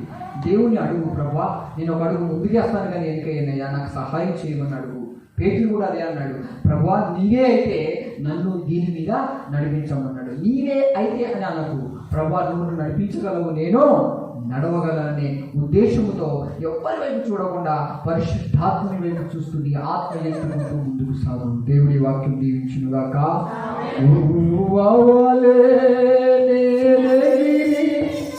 నిన్ను చేరనా నీ కౌగిట నేను హర్షించనా.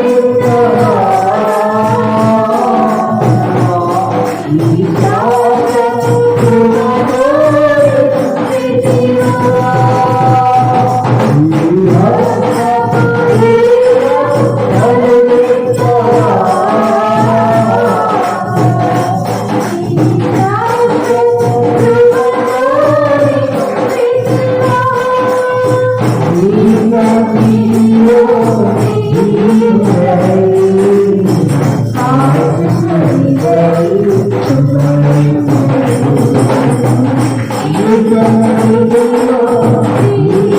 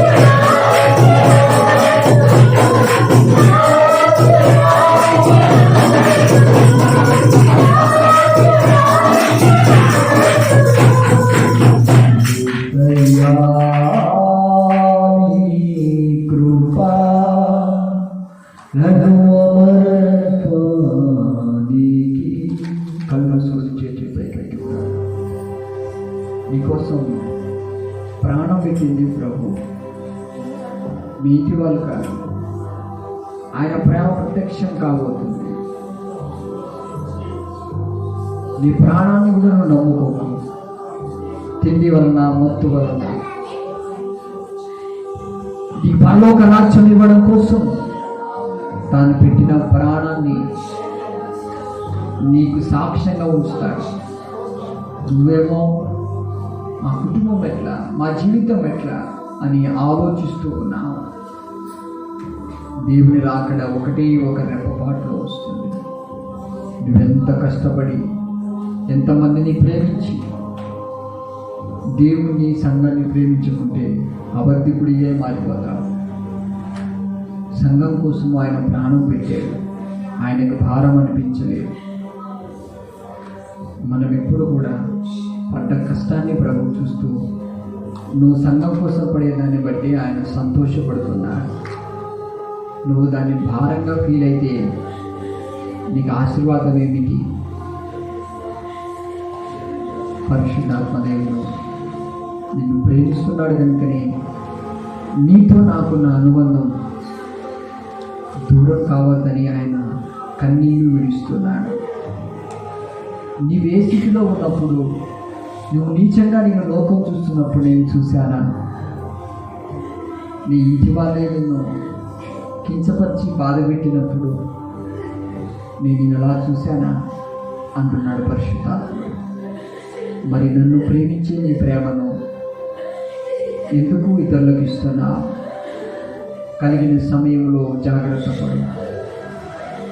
తెలిసి నువ్వు వెనకకు పోకూడదు. ప్రార్థన చేయ. నీ వల్ల కావట్లేదా ప్రభువా, నేను చురుకనగా తీసి పడేస్తున్నాను. నీ ప్రేమ నేను లెక్కలేంతనగా తీసుకున్న తర్వాత నేనే నష్టపోతాను. ఆయన రాకడ ఎంతో సమీపంగా ఉంది. ప్రభువా, నా ఇంట్లో నేను ఆరాధిస్తాను. నీ పనికి అడ్డుగా, నీ సహవాసాన్ని అడ్డుగా నా మనసునే నేను తీసి పడేస్తాను. నా మనసు నీతో పెనవేయబడాలి. మనుషుల ద్వారా కాదు. మనుషులు నన్ను ఏ స్థితిలో నన్ను కాపాడలేకపోయారు, ఏ మనుషులు నన్ను నిలబెట్టలేకపోయారు. నేను ఎక్కడికి వెళ్ళినా నీ సాక్ష్యం కలిగి నీతో నాకున్న అనుబంధాన్ని ఇతరులకు చెప్తానే కానీ ఇక నా ఇంటి విషయాలు బయటి విషయాలు ఎవరికి చెప్పారు. నన్ను ప్రేమించి ప్రాణం పెట్టిన ప్రియుడవు, కోట్లాను కోట్ల దేవదూతలతో నువ్వు రాబోతున్నావు. అందుకే హెచ్చరిస్తున్నావు, నీవు సత్య సంబంధమైన ప్రేమను అవలంబించు. సీక్రెట్ ప్రేమలన్నింటినీ తీసేసుకో. ప్రభువా, నీ ప్రేమ నాలో ఇంకెక్కువ పెంచేటట్టుగా నన్ను వాక్యం ద్వారా ఖండించి గర్తించి, నా మనస్సాక్షి ద్వారా నన్ను హెచ్చరించు ప్రభువా. నా ప్రవర్తనంతటి మీద నీకు అధికారము నీకే. నీకు లోబడతనని నువ్వు తలదించుకో. వాక్యానికి లోబడు, ఎదిరించు, పశ్చాత్తాపడి నాకు సహాయం చేయమని ప్రభువున్నాడు. పేతురు అన్నాడు, అయ్యా నా విశ్వాసం తప్పిపోకుండా నాకు సహాయం చేయి. నేను వెంబడించడానికి నా సొంత స్వభావమే అడ్డుకుంటుందయ్యా. పరిశుద్ధాత్ముడా, ప్రతి చీకటి మార్గములు వెలుగుమయంగా ప్రభు మార్చబోతున్నా. వంకరగా ఇరుపుగా ఉండే ప్రతి మార్గములు నీ నుండి సరళం చేయబోతున్నాడు. ఆయన విస్తారమైనటువంటి ఆశీర్వాదాలతో నీ లోక బానిసత్వం నుండి తీసుకురాబోతున్నాడు. ఆయన వెలుగు నీ మీద విస్తారంగా ప్రకాశించినట్టుగా ఆయన వైపు మాత్రమే చూడు. సద్గుణశీలుడైన ప్రభువా, మమ్మల్ని మీరు ఎంత ప్రేమించారు. నీ ప్రేమకిచ్చే విలువ ఎంత మేము కష్టపడతామయ్యా. భారంగా ఫీల్ అవ్వం, ఆయాసంగా ఫీల్ అవ్వం. రోజు రోజుకు మాలో ప్రేమ పెరగాలి నీ మీద, కానీ తగ్గనీయము దేవా. మా మంచి డాడీ, మంచి ప్రేమ గల ప్రభువా, మేము అది కోల్పో. పశ్చాత్తాపడు. నా తిండి నీకు అడ్డుగా ఉంటే అది మానేస్తుంది నేను ప్రార్థించు. నా నిద్ర నీకు అది అడ్డుగా ఉంటే అది మానేస్తుంది నేను ప్రార్థించు. నాకంటూ అనుబంధము నీకు అడ్డుగా ఉంటే అది తీసేసుకుంటాను నేను ప్రార్థించు. నీకు తిరిగి సమయం రాదు. నీ తండ్రి కుటుంబంలో నేను కూర్చొని ప్రార్థిస్తున్నా. పరిశుద్ధాత్మ దేవుడు నీ పక్కనే కూర్చొని ఇదిగో నీ చేతులను ఆయన పట్టుకుంటున్నాడు. ఇదిగో నీ గాయములు నువ్వు ఎక్కడైతే ఆగిపోయావో దాన్ని కొద్దిగా ముందుకెళ్ళడానికి ఆయన ఆత్మ నిన్ను ప్రోత్సాహపరుస్తుంది. నీ సొంత మనసు ఎక్కడైతే నిన్ను అడ్డుకుంటూ నీవిక ముందు సాగలేవని బెదిరిస్తున్నాయో, పేతురును బెదిరించినట్టుగా ఆ దురాత్మల మీద నీకు దేవుడు చేయవేయబోతున్నాడు. ప్రార్థన చేయి, ప్రభువా నాకు విస్తారమైన విజయం కావాలి. నేను ఆయాసంగా భారంగా ఫీల్ కాను ప్రభువా. ప్రేమతో నీవు ఓర్చుకునే సహనం అయ్యా, నీ విషయంలో నేను అలియగా ముందుకు సాగే కృపను పరిశుద్ధాత్ముడ ప్రతి క్షణము మమ్మల్ని వెనువెంటే నీ ప్రోత్సాహపరిచే నీ హస్తము, వెనువెంటనే నన్ను బలపరిచే నీ మాటలు, వెనువెంటనే నన్ను ఉద్ధరించే నీ ప్రేమ ఎప్పుడు నాతో ఉండాలి ప్రభువా. నేను నిన్ను చూస్తూ జీవించే కృప, మీరు పావురం వల్ల ఎగిరిపోయేటట్టు కృపలే అయ్యా. నేను పందికొక్కుల సొరిగలు దొరపడే స్వభావం నాకొద్దు. నేను పావురం వల్ల నీ సన్నిధిని ఎగిరి కృపలే. హోలీ స్పిరిట్, పరిశుద్ధాత్మదేవుడు ఇదిగో నీ మధ్యలో హోలీ మాస్టర్ సులువుగా చిక్కులు పెట్టి ప్రతి పాపాన్ని వదిలిపెట్టు. సులువుగా చిక్కులు పెట్టి నీ సెల్లును తీసి పక్కన పెట్టు. దానివల్ల నీవు దేవునికి దూరం అయితే తీసేయి. దుర్దినములు రాకముందే నీ జీవితాన్ని మార్చుకో. పరిశుద్ధాత్మ దేవునికి నీ జీవితాన్ని సమర్పించు. దేవాన్ని ఎన్ని పనులు చేసినా రోజు నీ సహవాసాన్ని కోల్పోను అయ్యా. నేను వెంబడించడం మాననయ్యా. కొన్నిసార్లు పోకుంటే నేను వాక్యము సెల్ ఫోన్లో అయినా నీ వాక్యాన్ని విని నా జీవితాన్ని సరిచేసుకున్నాను ప్రభువా. నీకు అడ్డుకుంటే ఏది నా దగ్గర ఉండదు. సమస్తాన్ని తీసే నెట్టేసే ప్రభువా. నేను ఇష్టపడే ప్రతిదీ నాకు దూరం చేయి. నీ చిత్తానికి అడ్డుకునే ప్రతిదీ నిర్మూలన చేసే. ఏసయ్యా, నా మీద నీకు అధికారం ఉంది డాడీ. నేను తోసేయలేను ప్రభువా. అయ్యా, నీ మాట నేను కాదలేనయ్యా. అది నా వల్ల కానిపోని. నన్ను ప్రాణం కంటే ఎక్కువగా ప్రేమించాను. అందుకే నీకు లోపడుతున్నా. నేను ఈ గాలి గల ప్రభువా, నా మీద కూర్చో. Feel the Holy Spirit, feel heavenly master. అయ్యా, నేను గాలి గల ప్రభువా, నా మీద కూర్చో, నీవు చెప్పినట్టుగా నేను నడుస్తాను. జీసస్, హోలీ స్పిరిట్, నువ్వు మనుషులను ప్రేమించే ప్రేమ నుండి బయటికి రా. నీ సొంత ప్రేమను తీసుకో. దైవపరంగా ప్రేమించడం నేర్చుకో. నీలో యేసయ్యను చూపించు. నువ్వు సిరిలో చూసే ప్రతిదీ ఒప్పుకొని మాని, ఈ లోకంలో నుండి నీ ఏది రాదు, నువ్వు ఏ స్థితిని వచ్చో గుర్తు తెచ్చుకో. ప్రభు ప్రేమకు మోసం చేయకు, నమ్మకంగా బతుకు. నేను బతికించింది ఆయన, నీ కుటుంబం కాదు. నీ ఏ సంబంధాన్ని నిలబెట్టలేదు. లోకం పిచ్చినిగా పిచ్చిదానిగా చూసిన ఆయన నేను నా ప్రియమైన బిడ్డ అన్నాడు. లోకమును నిందించిన ఆయన బిడ్డగా, కుమార్తెగా, కుమారుడా అని ప్రేమించాడు. లోకం లాంటి ప్రేమ నీకు చూపించలేదు. ఆయన మంచి ప్రేమను చూపించి అది నువ్వు కోల్పోవాలి. నాయన, నీ ప్రేమకు నేను దూరం కాలేదయ్యా. అవసరమైతే నానే వారిని వదిలిపెట్టేస్తాను. నాకు విలువైన దేవుడవు. డాడీ రండి, కన్నీళ్ళు కార్చుకుంటారా, చేతులు పైకెత్తి నా దగ్గరికి రా, నాతో మాట్లాడు. అందరు నన్ను ఒక విధంగా చూస్తున్నారా, నువ్వు అలా చూడవు, కానీ నేను మోసం చేస్తున్నాను, కానీ నేను ఈ ప్రేమను దూరం చేసుకుంటున్నాను. ఇక నుండి నేను అలా చేయనని ప్రార్థించు. ఇక నుండి నేను అలా చేయలే.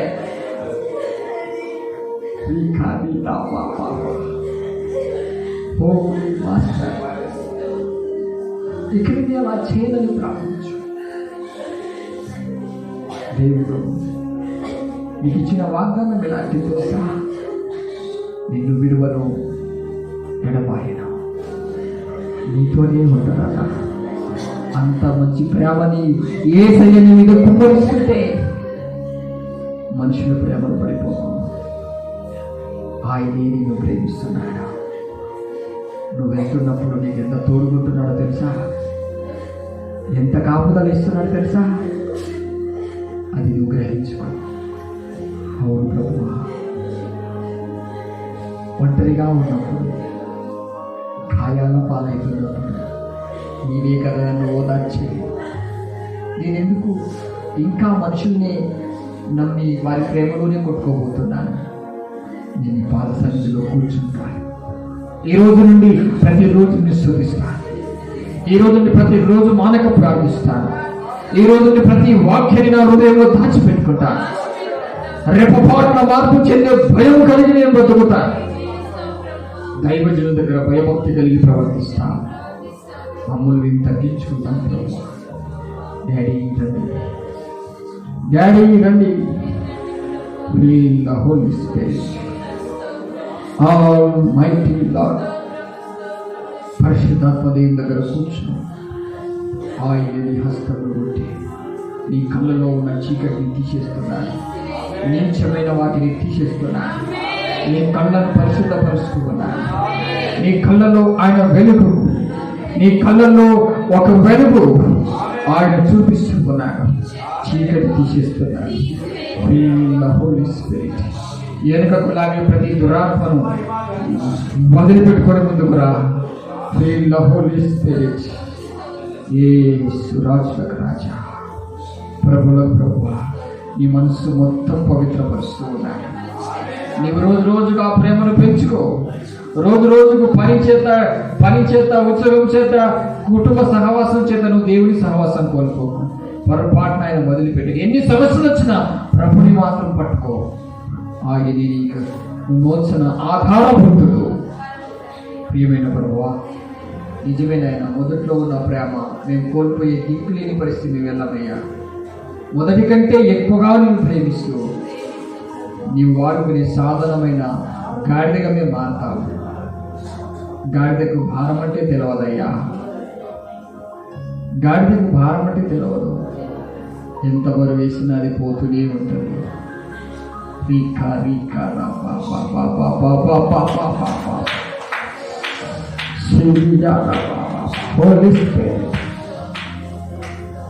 భారం అనేది కనిపించదు. నీవు ఆయన ప్రేమను పెంచుకో. పిల్లల్ని, కుటుంబాన్ని కాదు, నువ్వు ఆయన ప్రేమను పెంచుకో. నీకు భారం అనిపించదు. నువ్వు ప్రభుని ఎక్కువగా ప్రేమించలేకపోతున్నావు కాబట్టి నీకు భారం అయిపోతుంది. ఇదిగో నీవు నా మీద కూర్చో ప్రభువా, నీవు నాకు ఏ రోజు భారం కాదు.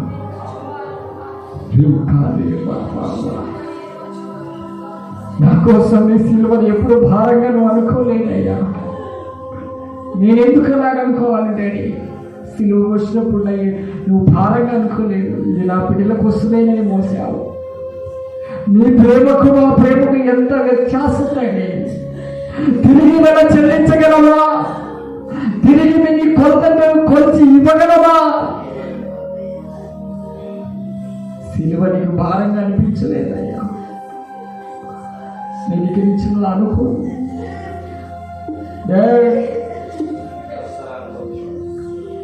కన్నులు కార్చుడా. నీ మంచి ప్రేమను ఇప్పుడే ఇప్పుడే ఇప్పుడే